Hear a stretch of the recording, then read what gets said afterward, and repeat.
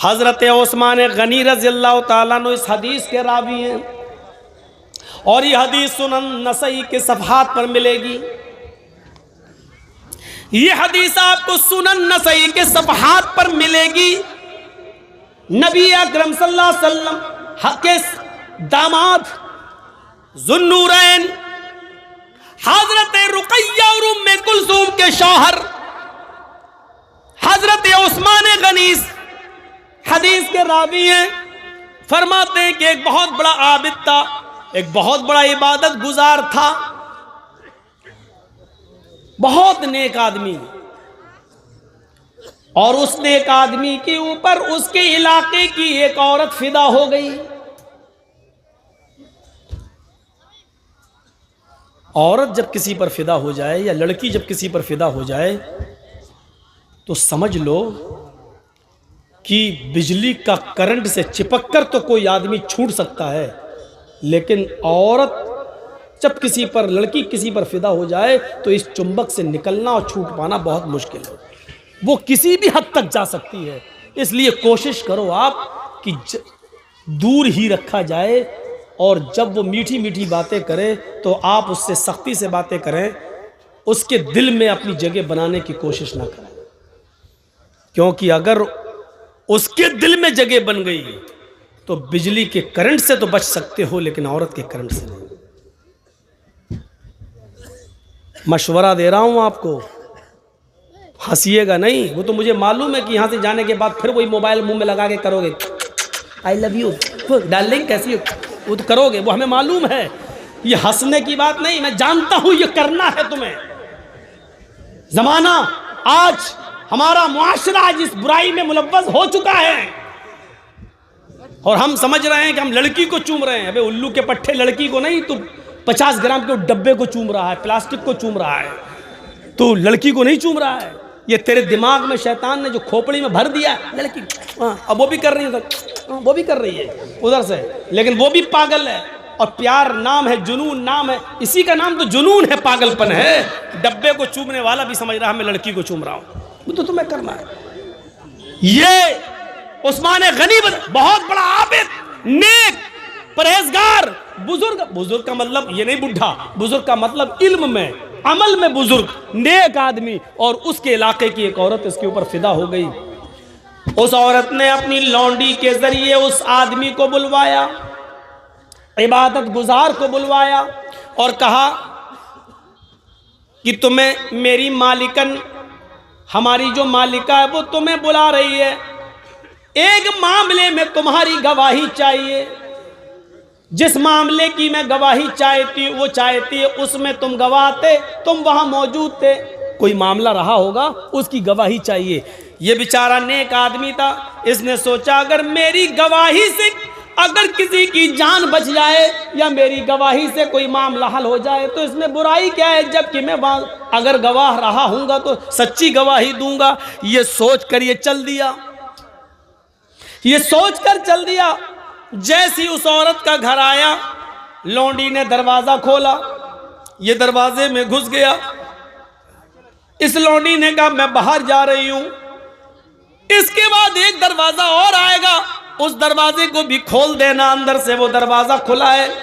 फिर उसके बाद एक और दरवाजा आएगा, उस दरवाजे को भी खोल देना।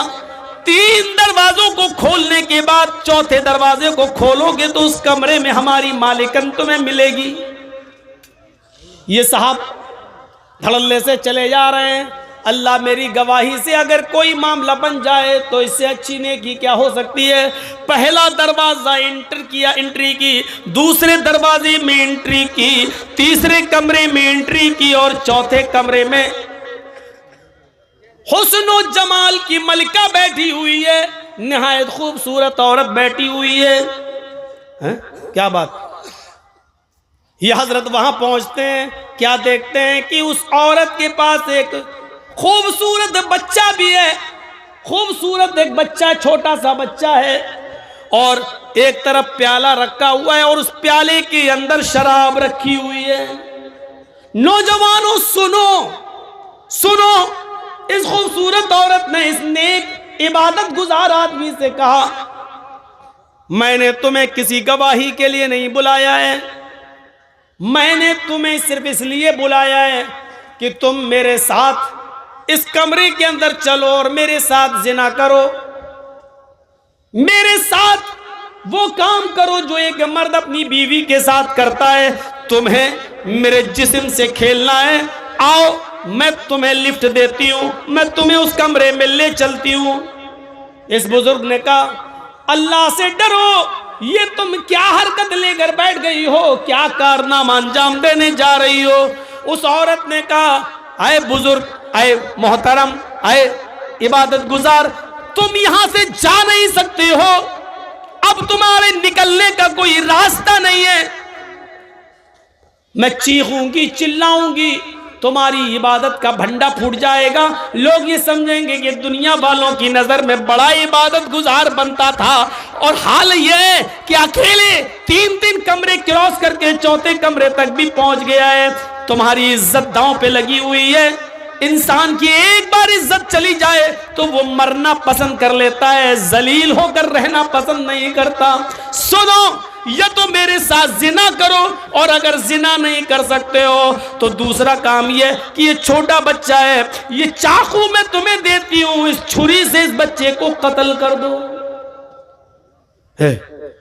इस बच्चे ने मेरा क्या बिगाड़ा?